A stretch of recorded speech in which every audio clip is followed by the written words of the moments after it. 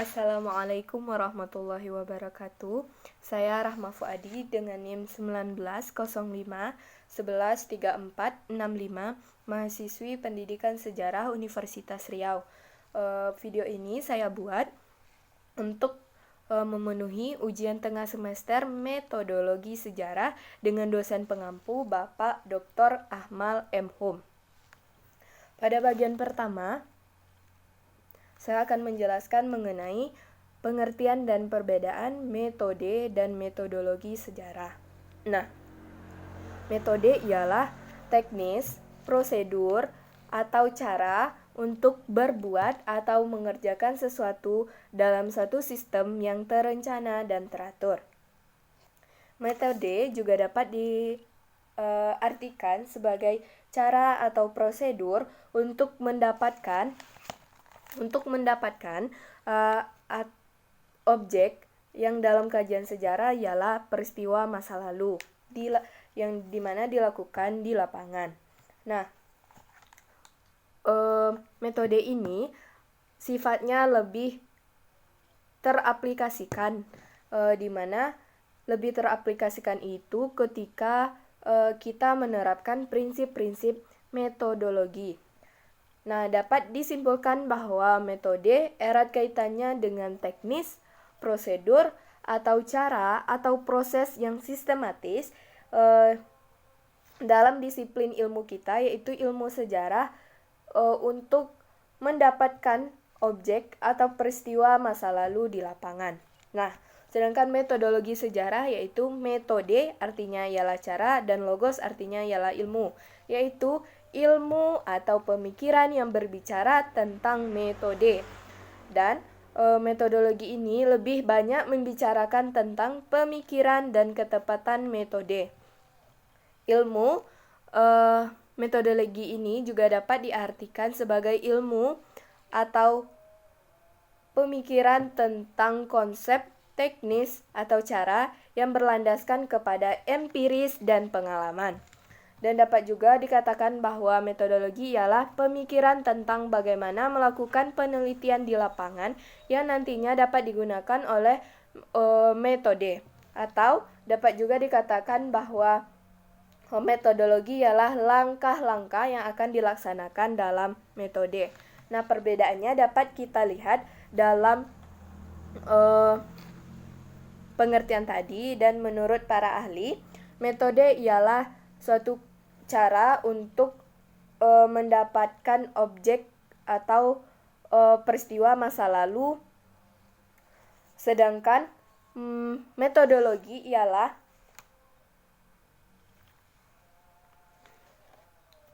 tingkatannya lebih tinggi daripada metode, sebab metodologi ialah mengetahui bagaimana harus mengetahui, seperti itu. Sedangkan metode ialah cara bagaimana memperoleh sumber sejarah kita, artinya peristiwa masa lalu.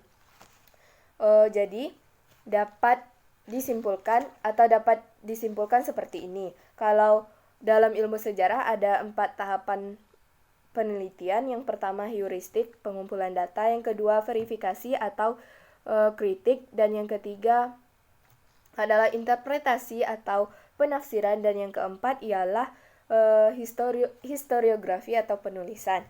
Nah, secara teoretik, 4 tahap itu tadi termasuk kepada metodologi sejarah. Sedangkan jika telah diaplikasikan atau diterapkan di lapangan, maka 4 hal itu tadi dapat dikatakan berada pada tingkat metode.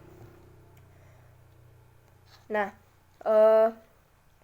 singkatnya, metode ini lebih bersifat pengaplikasian atau penerapan, sedangkan metodologi sifatnya bersifat teori, di mana metodologi memikirkan bagaimana semua kejadian yang terjadi di lapangan dapat terserap atau dapat terjangkau oleh metode. Sedangkan metode hanya memikirkan bagaimana objek atau sumber sejarah yang akan kita teliti dapat sumber sejarah yang kita teliti dapat kita temukan. Contohnya ialah seperti arsitektur dan tukang bangunan. Arsitektur dikatakan sebagai metodologi sejarah sebab arsitektur memikirkan bagaimana bangunan itu dapat berdiri kokoh, bagaimana bangunan tersebut dapat ditempati dengan nyaman, bagaimana bangunan tersebut tidak terjadi apa-apa pada bangunan tersebut bila terjadi bencana. Sedangkan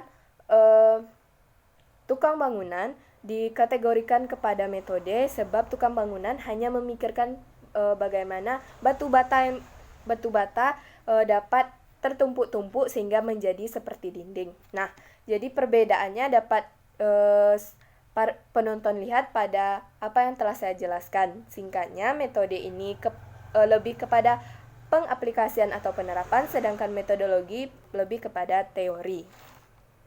Bagian selanjutnya ialah pemilihan topik. Topik ialah pokok pembahasan yang meliputi seluruh isi tulisan atau karya ilmiah kita, yang bersifat umum atau lebih luas dan belum menggambarkan sudut pandang kita sebagai peneliti atau penulis, dan topik ini dapat juga kita sebut dengan inti utama.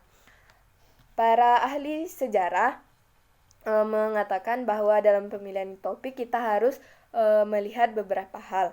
Ya, menurut Kunto Wijoyo kita harus dalam pemilihan topik kita harus berdasarkan kepada kedekatan emosional dan kedekatan intelektual.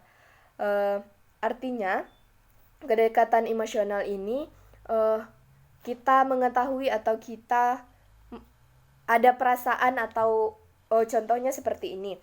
Jika kita tinggal di suatu desa, kita melakukan penelitian mengenai desa tersebut. Artinya, kita telah memilih topik berdasarkan kedekatan emosional kita. Yang kedua yaitu berdasarkan kedekatan intelektual. Artinya, kedekatan pemahaman kita mengenai topik tersebut telah banyak sehingga kita memilih topik tersebut. Contohnya, jika kita telah memahami tentang seluk-beluk mengenai pendidikan, maka kita memilih topik tentang pendidikan. Sedangkan menurut tiga ahli selanjutnya, yaitu menurut Louis Gottschalk dan T. Ibrahim Alfian dan Wood Gray dalam buku yang ditulis oleh Samsudin tahun 2017 halaman 90, pemilihan topik harus berdasarkan kepada yang pertama, nilai. Maksud dari nilai ini ialah nilai atau value, yaitu topik itu harus memberikan penjelasan atas sesuatu yang berarti dan bersifat universal. Topik yang dipilih harus memberikan arti penting terhadap topik lainnya yang arti penting itu lebih luas. Jika kita hendak memilih topik, dapat kita timbulkan pertanyaan seperti ini. Apakah topik yang akan kita angkat ini memiliki nilai yang berarti pada masyarakat luas atau pada masyarakat umumnya? Seperti itu. Dan yang kedua yaitu harus berdasarkan original atau keaslian. Topik yang kita pilih harus menunjukkan bukti-bukti yang benar baru terhadap topik tersebut, atau interpretasi baru atau penafsiran baru. Dalam mengajukan topik, kita dapat mengajukan pertanyaan seperti ini, yaitu apakah topik penelitian ini belum diteliti sebelumnya atau sudah diteliti tetapi kita apakah sudah diteliti? Jika sudah diteliti, apakah ada fakta-fakta baru yang substansial dan signifikan? Atau apakah ada interpretasi atau penafsiran baru dari fakta-fakta yang akurat dan dapat dibuktikan? Yang ketiga yaitu praktis. Artinya, topik yang kita pilih harus sesuai dengan kemampuan kita dan sumber-sumber sesuai dengan kemampuan. Artinya, sumber-sumber yang hendak kita dapatkan ini seharusnya dapat atau terjangkau sumber tersebut untuk kita temukan, serta sumber tersebut seperti ketika kita meneliti tentang kolonialisme di Tarusan Kamang seperti itu. Apakah sumber tersebut ada? Apakah sumber tersebut ada tetapi dalam bahasa Belanda? Nah, tentu hal tersebut menjadi pertimbangan dalam pemilihan topik. Selanjutnya yang keempat ialah unity. Artinya topik yang dipilih harus mempunyai kesatuan tema yang diarahkan pada satu pertanyaan bulat, seperti apakah subjek penelitian memiliki elemen-elemen dengan kesatuan ide. Seperti itulah kira-kira pemilihan topik, yaitu kita harus berdasarkan kepada kedekatan emosional.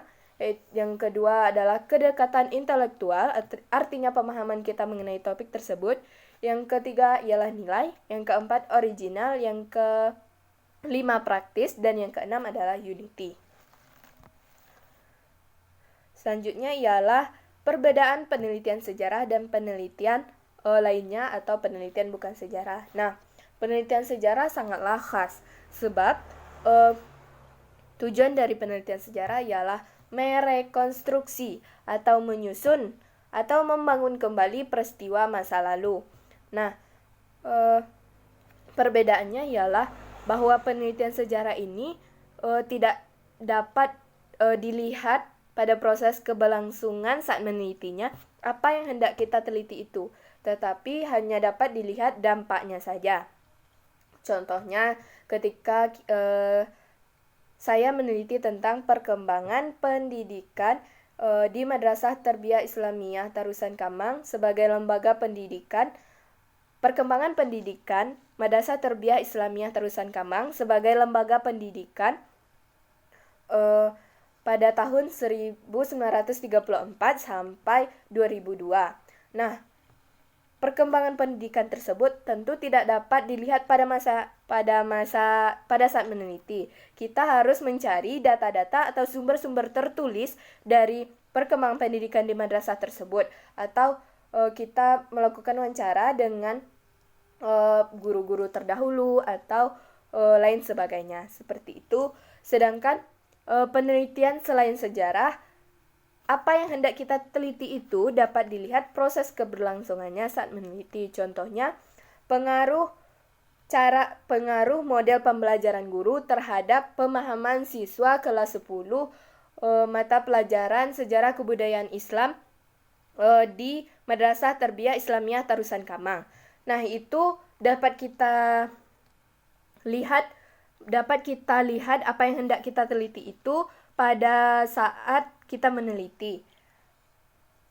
Seperti itu kira-kira perbedaan penelitian sejarah dengan penelitian selain sejarah. Intinya penelitian sejarah, apa yang hendak kita teliti itu tidak dapat kita lihat pada saat itu juga. Sedangkan penelitian selain sejarah dapat kita lihat apa yang hendak kita teliti itu pada saat proses meneliti itu.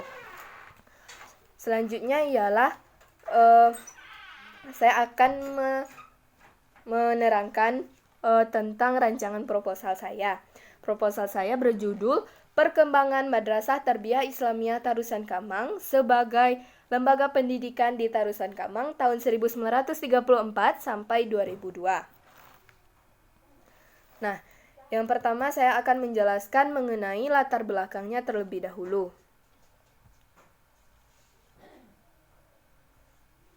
Nah, latar belakangnya ialah Indonesia adalah negara muslim terbesar di dunia jika dilihat dari jumlah penduduknya. Meskipun Indonesia bukan negara Islam, namun Islam mempunyai peranan penting dalam berbagai bidang kehidupan seperti pendidikan, ekonomi, sosial, politik, dan lain sebagainya. Sejak berdirinya kerajaan Islam pertama kira-kira abad ke-13 atau akhir abad ke-13, Islam menjadi salah satu sumber dalam penentuan nilai, norma, atau tingkah laku masyarakat. Nah, ada beberapa pendapat tentang masuknya Islam di Nusantara. Para ahli sejarah sepakat bahwa Islam datang di Jawa pada masa pemerintahan raja-raja Hindu. Nah, hal ini dibuktikan dengan ditemukannya makam Fatimah binti Maimun di Leran, Gersik, yang wafat pada tahun 1087 Masehi. Penyebaran Islam yang paling dominan adalah melalui perdagangan, dan Islam masuk itu melewati daerah-daerah pesisir seperti Pasai, Gersik, Goa, Talo, Cirebon, Banten, dan Demak. Mengapa Islam itu pertama masuk melalui pesisir? Sebab pada masa itu daerah pesisir berfungsi sebagai pelabuhan yang menjadi pusat perdagangan. Nah, proses Islamisasi dapat dikatakan mengalami puncaknya pada masa Wali Songo. Nah, di mana Wali Songo tersebut melakukan Islamisasi, salah satunya dengan mendirikan pondok pesantren. Dikatakan di dalam literasi, dikatakan bahwa pondok pesantren Wali Songo itu identik dengan nama sesuai nama Wali Songonya, seperti pesantren Ampel Denta, pesantren Derajat, pesantren Giri, dan sebagainya. Nah, melihat dari sejarah pendidikan Islam di Indonesia, maka perjalanan pendidikan Islam di Indonesia telah melalui 3 tahap. Yang pertama ialah bahwa yaitu periode pada awal masuknya Islam ke Indonesia sampai pembaruan pemikiran, ditandai dengan adanya pesantren, langgam, surau, masjid yang fokusnya mengenai ilmu-ilmu agama dan yang bersumber dari kitab-kitab klasik. Periode kedua yaitu dimulai pada saat ide-ide pembaharuan pemikiran Islam pada awal abad ke-20, yang mana ditandai dengan lahirnya atau berdirinya madrasah sebagai lembaga pendidikan yang telah memasukkan mata pelajaran umum ke dalam program kurikulum dan juga telah mengadopsi sistem pendidikan modern seperti manajerial klasikal. Dan yang ketiga ialah pendidikan Islam yang telah terintegrasi atau telah bercampur dengan yang telah bergabung ke dalam sistem pendidikan nasional, yaitu sejak dikeluarkannya Undang-Undang Nomor 2 Tahun 1989 dan Undang-Undang Nomor 20 Tahun 2003. Nah, pendidikan pada awal masuknya Islam di Indonesia menerapkan sistem pendidikan pesantren dan langgar seperti yang telah saya katakan pada periode pertama. Pesantren adalah sistem pendidikan yang merupakan kelanjutan dari sistem pendidikan orang Indonesia pada zaman Hindu-Buddha. Bedanya ialah kalau pada zaman Hindu-Buddha yang mendapat pendidikan hanyalah kaum bangsawan saja, sedangkan kaum menengah ke bawah tidak mendapatkan pendidikan. Pada masa Islam, pendidikan diberikan kepada semua lapisan masyarakat tanpa memandang kasta, ras, dan sebagainya.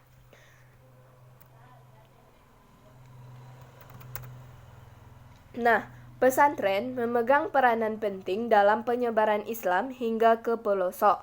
Dapat dikatakan bahwa untuk memahami sejarah Islamisasi di satu wilayah, kita harus meneliti pesantren yang ada di wilayah itu terlebih dahulu. Pesantren adalah lembaga pendidikan Islam pertama di Indonesia yang keberadaan dan perkembangannya diketahui abad ke-16. Pondok pesantren telah banyak berperan mendidik bangsa Indonesia sebelum datangnya pendidikan bercorak barat. Nah, seiring berkembangnya pendidikan, maka lambat laun timbullah sekolah agama yang disebut dengan madrasah, yaitu periode kedua tadi. Nah, madrasah pertama di Indonesia ialah Madrasah Adabiyah, yaitu di Padang, Sumatera Barat, yang didirikan oleh Syekh Abdullah Ahmad pada tahun 1909. Pada awal mulanya, madrasah tersebut hanya memberikan ilmu-ilmu agama belaka, sama seperti pesantren pada periode pertama yang hanya mengajarkan berdasarkan atau bersumber pada kitab-kitab klasik. Lalu pada abad ke-11, karena jasa seorang tokoh terkenal yaitu Nizamul Muluk, tokoh ini ialah yang memberikan ilmu pengetahuan di madrasah seperti ilmu astronomi dan ilmu obat-obatan. Madrasah-madrasah di Indonesia juga sudah menerapkan sistem seperti yang dilakukan oleh Nizamul Muluk tersebut. Pendidikan dari tahun ke tahun mengalami perkembangan. Lembaga-lembaga pendidikan Islam atau sekolah Islam masa sekarang sudah ada yang menggunakan kata madrasah tetapi menggunakan nama seperti sekolah umum di Indonesia. Seperti pendidikan di jenjang sekolah menengah pertama sudah tidak lagi menggunakan madrasah senawiyah tetapi menggunakan sekolah menengah pertama Islam terpadu. Masih mengenai latar belakang, pendidikan Islam di Agam tidak lepas dari peran organisasi masyarakat atau ormas Islam. Salah satu ormas Islam yang ikut andil dalam pengembangan pendidikan Islam Agam ialah PERTI, yaitu Persatuan Tarbiyah Islamiyah. Jadi dahulunya sekitar abad ke-20 atau tepatnya 1928 di daerah Minangkabau, khususnya Agam, didirikan sebuah madrasah. Madrasah yang didirikan itu ialah bertujuan untuk memperkuat peranan kaum tua yang ingin mempertahankan ajaran Islam yang murni yang sesuai dengan Al-Quran dan Sunnah. Yaitu madrasah yang berdiri tersebut adalah Madrasah Tarbiyah Islamiyah Canduang. Didirikan pada 15 Zulkaadah 1346 Hijriah atau 5 Mei 1928. Lanjut, masih mengenai latar belakang, dari Madrasah Tarbiyah Islamiyah Canduang muncul ulama-ulama yang melakukan atau menguatkan penyebaran Islam hingga ke pelosok. Salah satunya ialah Buya Arifin Jamil Tuanku Solo. Beliau adalah murid dari pendiri Madrasah Tarbiyah Islamiyah Canduang yaitu Syekh Sulaiman Ar-Rasuli. Buya Arifin Jamil Tuanku Solo dan masyarakat 4 kampung yaitu Halalang, Wabuki, Bansa, dan Padangkunyi menyadari pentingnya ilmu pengetahuan agama. Sedangkan di kampung halaman sendiri tidak satupun madrasah agama. Bahkan mengaji Al-Quran pun orang 4 suku atau yang biasa disebut dengan orang Tarusan harus pergi ke Batu Hampar yaitu di Payukumbuh dan harus ke Baso. Lalu Buya Arifin Jamil beserta masyarakat 4 kampung yang diwakili oleh Niniak Mama sepakat untuk mendirikan madrasah di desa nya sendiri yaitu Madrasah Tarbiyah Islamiyah Tarusan Kamang tahun 1930 sampai 1931. Nah, sejak awal resmi dipakai pada 12 Februari 1934, Madrasah Tarbiyah Islamiyah Tarusan Kamang berkembang secara konsisten sebagai lembaga pendidikan Islam yang mendidik generasi muda agar memiliki kemampuan lebih terutama dalam membaca dan menghayati nilai Islam lewat berbagai referensi klasik, mengkaji dengan benar dan menyampaikan ilmu tersebut kepada masyarakat luas. Madrasah Tarbiyah Islamiyah Tarusan juga mengalami perubahan sistem pendidikan dan kelembagaan. Saat ini Madrasah Tarbiyah Islamiyah Tarusan Kamang mengelola lembaga pendidikan Madrasah Sanawiyah atau setingkat dengan sekolah menengah pertama dan Madrasah Aliyah setingkat dengan sekolah SMA.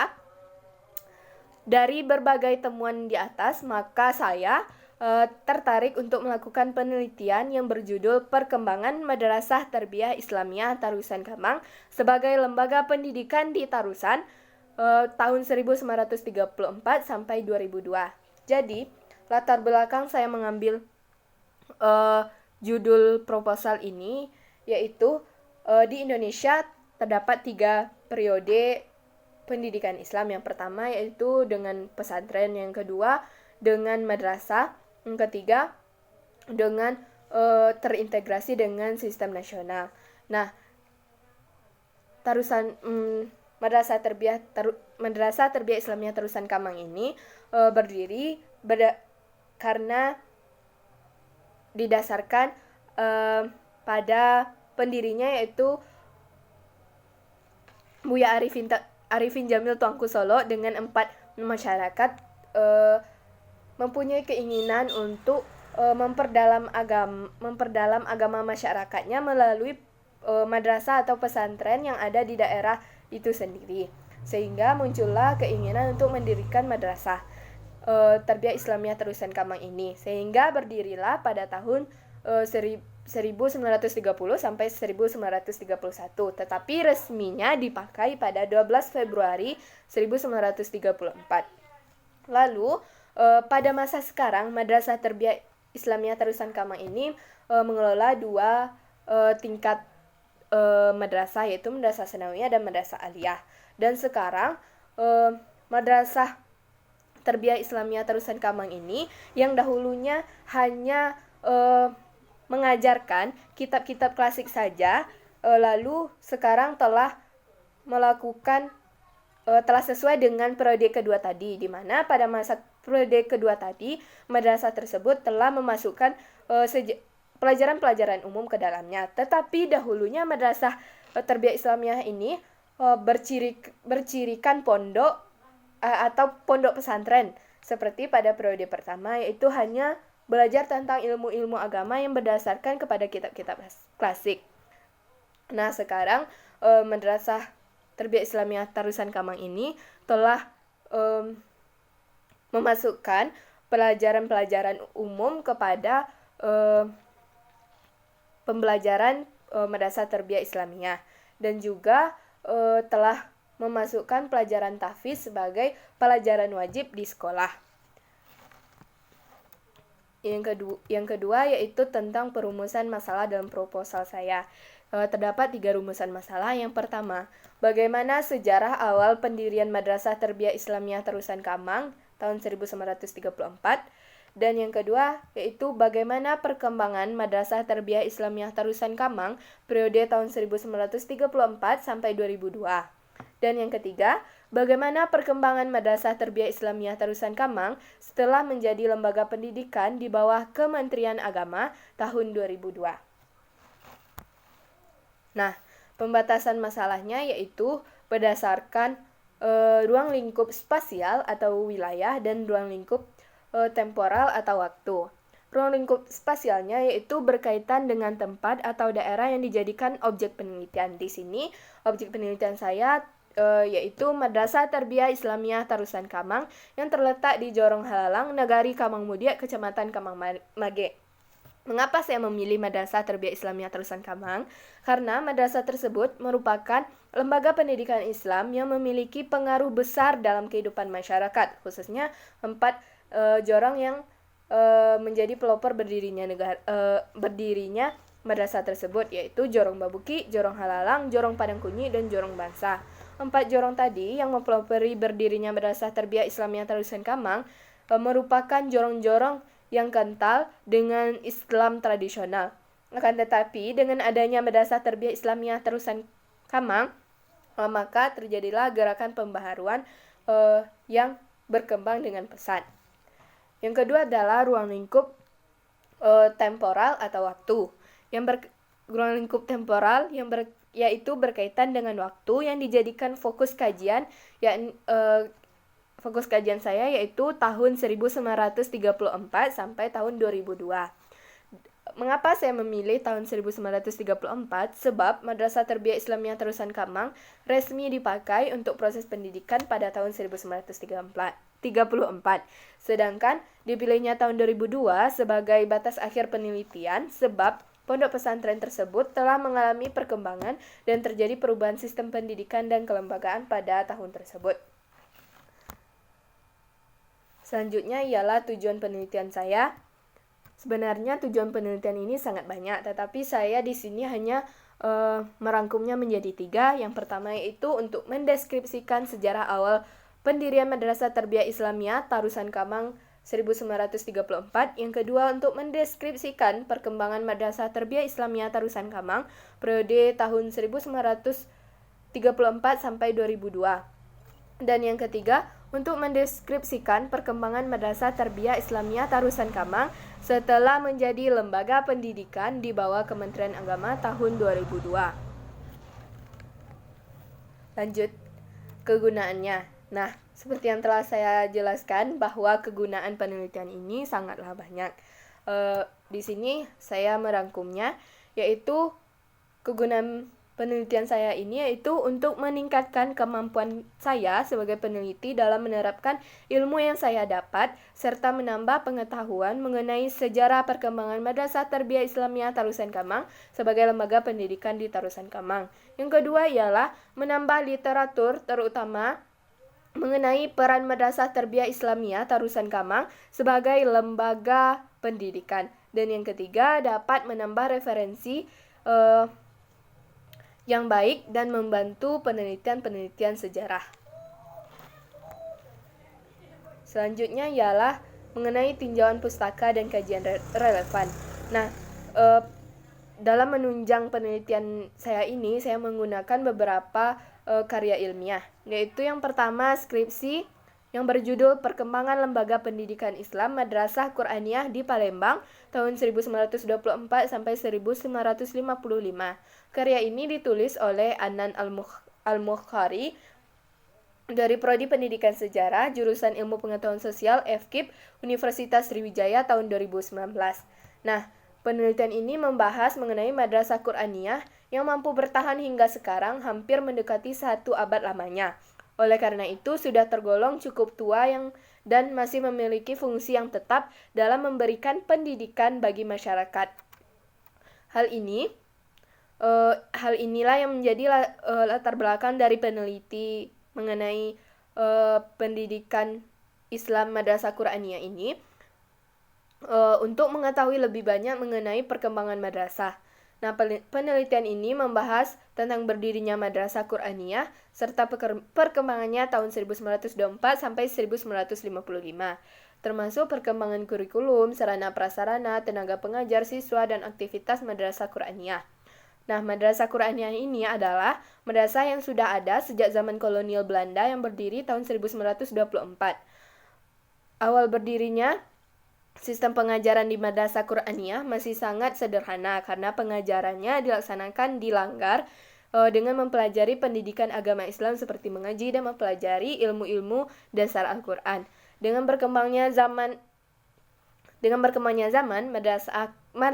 Madrasah Qur'aniyah ini mengalami perkembangan di beberapa bidang, dari tempat belajar, kepengurusan, metode pengajaran, kegiatan yang dilakukan di Madrasah Qur'aniyah juga mengalami perkembangan. Nah, perkembangan itu dikarenakan semakin banyaknya jumlah murid yang ingin belajar di Madrasah Qur'aniyah tersebut. Selanjutnya ialah skripsi yang berjudul Sekolah Menengah Pertama Islam Terpadu Wahdah Islamiyah Makassar tahun 2002 sampai 2014 yang ditulis oleh Adhan, mahasiswa Pendidikan Sejarah Fakultas Ilmu Sosial Universitas Negeri Makassar tahun 2016. Nah, skripsi tersebut membahas mengenai latar belakang berdirinya Sekolah Menengah Pertama Islam Terpadu Wahdah Islamiyah Makassar, yaitu untuk menampung lulusan dari Sekolah Dasar Wahdah Islamiyah yang merupakan putra dan putri pengurus dari Wahdah Islamiyah itu. Dan pada awal terbentuknya jumlah siswa hanya 23 orang. Dan pada tahun 2006 dan 2007 sekolah tersebut menambah gedung baru untuk menampung siswa yang jumlahnya setiap tahun meningkat. Nah, guru dan staf ditingkatkan kemampuannya melalui diklat. Pada awalnya Sekolah Menengah Pertama Terpadu Wahdah Islamiyah Makassar terakreditasi B dan kemudian meningkat menjadi akreditasi A. Kurikulum yang digunakan ialah kurikulum MULO, yaitu berbasiskan agama dan kurikulum nasional.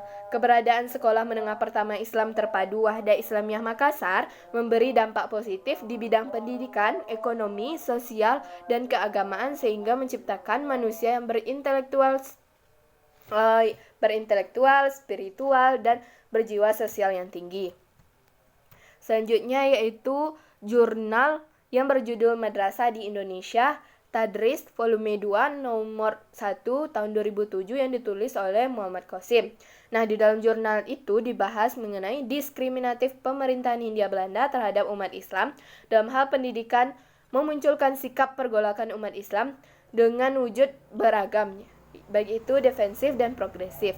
Corak defensif ditunjukkan terutama oleh ulama tradisional dengan cara menghindari sejauh mungkin pengaruh politik Belanda terhadap sistem pendidikan Islam.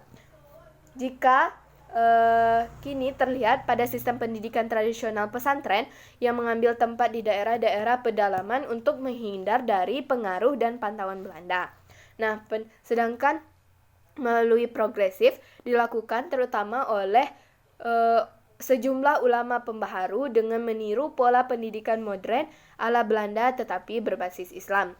Melalui pola moderat ini berdiri sejumlah madrasah dan sekolah umum yang berciri khas Islam dengan beberapa corak, yaitu madrasah dengan dominasi mata pelajaran agama tetapi ditambah dengan mata pelajaran umum atau madrasah plus. Lalu sekolah umum model Belanda ditambah dengan mata pelajaran agama atau sekolah plus. Lalu madrasah dengan bidang kajian sepenuhnya agama atau madrasah diniyah. Karya ilmiah yang keempat yaitu Jurnal Sejarah Madrasah di Indonesia yang ditulis oleh Dr. Manpan Derajat, MAG, Sekolah Tinggi Agama Islam atau STAI, Dr. Hez Muttaqin Purwakarta, volume 1 nomor 1 Januari 2018.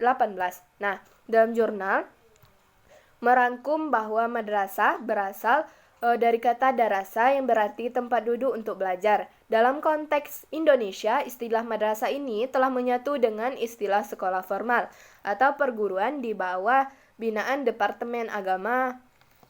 Nah, madrasah sebagai lembaga pendidikan Islam mulai didirikan dan berkembang di dunia Islam sekitar abad 11 sampai 12 Masehi atau abad ke-5 Hijriah. Khususnya ketika Wazir Bani Saljuk seperti yang telah saya jelaskan, yaitu Nizamul Muluk mendirikan Nizamiyah di Baghdad dan madrasah dan pada masa itu Nizamul Muluk memasukkan ilmu astronomi kepada madrasahnya tersebut. Maka madrasah di Indonesia sebagai lembaga pendidikan sejak awal 20 itu juga telah memasukkan pelajaran umum kepada madrasah. Nah, hal itu berbarengan dengan munculnya ormas atau organisasi masyarakat Islam semisal Muhammadiyah, Nahdlatul Ulama, dan sebagainya. Nah, perkembangan madrasah pada masa awal kemerdekaan sangat terkait atau berhubungan dengan peran Departemen Agama yang mulai resmi berdiri sejak 3 Januari 1946. Lembaga inilah yang secara intensif memperjuangkan politik pendidikan Islam di Indonesia. Departemen Agama dapat dikatakan sebagai representasi umat Islam dalam memperjuangkan penyelenggaraan pendidikan Islam secara lebih meluas di Indonesia. Dalam kaitannya dengan perkembangan madrasah di Indonesia, Departemen Agama lah yang menjadi andalan yang secara politis dapat mengangkat posisi madrasah sehingga memperoleh perhatian yang serius di kalangan pemimpin yang mengambil kebijakan. Nah, yang kelima yaitu sebuah buku yang berjudul Mengenal Lebih Dekat Jejak Langkah Orang Terkenal yang ditulis oleh Marwan S.A.G. Karimengkuto. Nah, buku ini membahas hasil penelusuran terhadap tokoh yang mempunyai rekam jejak dalam berbagai hal. Di antaranya perjuangan, pemurnian ajaran Islam, perlawanan terhadap kesewenang-wenangan, perjuangan dalam dunia pendidikan dan dakwah Islam, serta bidang sastra. Pada buku ini dibahas mengenai pendiri Madrasah Tarbiyah Islamiyah Tarusan Kamang, yaitu Buya Arifin Jamil Tuanku Solo. Beliau adalah sosok ulama yang istiqomah dalam memajukan pendidikan. Dibahas pula mengenai awal berdirinya Madrasah Tarbiyah Islamiyah Tarusan Kamang hingga pendirinya, yaitu Buya Arifin Jamil Tuanku Solo wafat. Nah, itu adalah beberapa penunjang saya dalam melakukan penelitian mengenai Madrasah Tarbiyah Islamiyah, perkembangan Madrasah Tarbiyah Islamiyah Tarusan Kamang sebagai lembaga pendidikan pada tahun 1934 sampai 2002.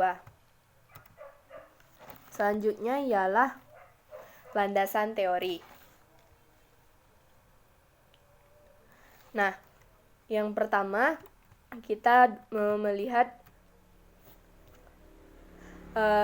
landasan teori Nah, landasan teori ini dibuat agar tidak terjadi perbedaan pemahaman dalam mengartikan judul proposal. Maka saya, peneliti, lebih lanjut menguraikan pengertian dari judul proposal, yaitu tentang perkembangan Madrasah Tarbiyah Islamiyah Tarusan Kamang sebagai lembaga pendidikan di Tarusan Kamang 1934 sampai 2002. Nah, menurut yang pertama yaitu mengenai perkembangan. Menurut KBBI, perkembangan ialah perihal berkembang atau menjadi besar, luas, dan banyak, serta menjadi bertambah sempurna dalam hal kepribadian, pikiran, pengetahuan, dan sebagainya. Selanjutnya, perkembangan yang dimaksud dalam penelitian ini ialah menuju pada perkembangan Madrasah Tarbiyah Islamiyah Tarusan Kamang yang awalnya hanya mempelajari kitab-kitab klasik saja, seperti halnya pesantren, kemudian dikembangkan menjadi pembelajaran yang menggabungkan pembelajaran kitab-kitab klasik dengan kurikulum nasional atau pelajaran umum beserta tahfizul Quran. Yang kedua ialah Madrasah Tarbiyah Islamiyah Tarusan Kamang. Madrasah Tarbiyah Islamiyah Tarusan Kamang merupakan lembaga pendidikan yang didirikan oleh Buya Arifin Jamil Tongku Solo beserta masyarakat, terutama Niniak Mama Ampek Jorong, yaitu Jorong Halalang, Bebuki, Padang Kunyi, dan Bansa, dan resmi dipakai pada tahun 1934. Awalnya, madrasah ini merupakan pondok pesantren tradisional dengan corak salafiyah. Mengapa dikatakan demikian? Sebab pada masa itu madrasah hanya mengajarkan tentang ilmu-ilmu agama yang bersumber kepada kitab-kitab klasik. Nah, kemudian berkembang menjadi pondok pesantren atau pondok pesantren modern dengan corak Wahabi, sebab telah dimasukkan pembelajaran-pembelajaran umum beserta tahfizul Quran ke dalam pembelajaran di Madrasah Tarbiyah Islamiyah Tarusan Kamang.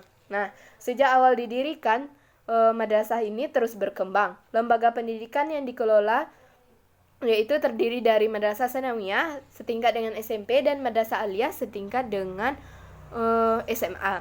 Nah, perkembangan fisik Madrasah Tarbiyah Islamiyah Tarusan Kamang juga diimbangi dengan peningkatan kualitas para lulusan santri, mulai dari pemahaman kitab gundul atau kitab-kitab kuning, beserta tahfizul Quran.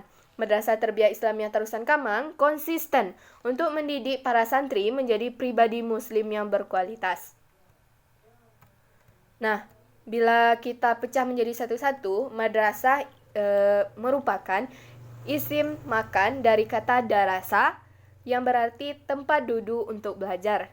Kata madrasah berasal dari bahasa Arab, yaitu madrasah yang artinya tempat belajar. Sebagai tempat belajar, kata madrasah dapat disamakan dengan kata sekolah. Namun, dalam kerangka sistem pendidikan nasional, keduanya berbeda. Sekolah dikenal sebagai lembaga pendidikan tingkat dasar dan menengah yang kurikulumnya menitik beratkan pada mata pelajaran umum dan pengelolaannya berada dalam naungan Departemen Pendidikan Nasional. Sedangkan madrasah dikenal sebagai lembaga pendidikan keagamaan tingkat dasar dan menengah yang lebih menitik beratkan pada mata pelajaran agama dan pengelolaannya menjadi tanggung jawab Departemen Agama. Yang kedua ialah tarbiyah. Tarbiyah artinya proses pengembangan, pemeliharaan, penjagaan, pengurusan, penyampaian ilmu, pemberian petunjuk, bimbingan, penyempurnaan, perasaan memiliki bagi anak didik, baik jasad, akal, jiwa, bakat, potensi, perasaan, secara berkelanjutan, bertahap, penuh rasa kasih sayang, penuh perhatian, kelembutan hati, menyenangkan, bijak, mudah diterima, sehingga membentuk kesempurnaan fitrah manusia, kesenangan, kemuliaan, hidup mandiri untuk mencapai ridho Allah. Nah, artinya tarbiyah ini pendidikan, mendidik seperti itu. Sedangkan Islamnya yaitu sesuatu yang bersifat Islam dan berkenaan dengan ajaran Islam. Selanjutnya ialah lembaga pendidikan. Lembaga pendidikan adalah suatu badan yang berusaha mengelola dan menyelenggarakan kegiatan-kegiatan sosial, kebudayaan, keagamaan, penelitian, keterampilan, dan keahlian, yaitu dalam hal pendidikan intelektual, spiritual, serta keahlian atau keterampilan sebagai tempat lembaga pendidikan juga sebagai tempat atau wadah di mana orang-orang berkumpul bekerja sama secara rasional dan sistematis, terencana,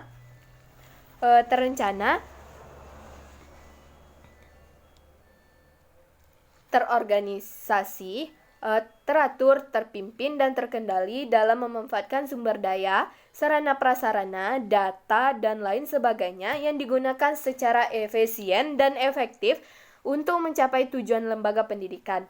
Lembaga pendidikan yang dimaksud di sini ialah Lembaga Pendidikan Islam Madrasah Tarbiyah Islamiyah Tarusan Kamang.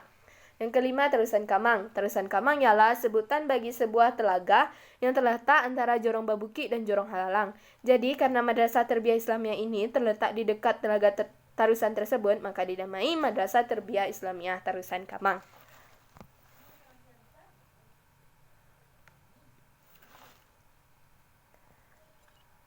Baiklah, mungkin hanya itu yang dapat saya sampaikan.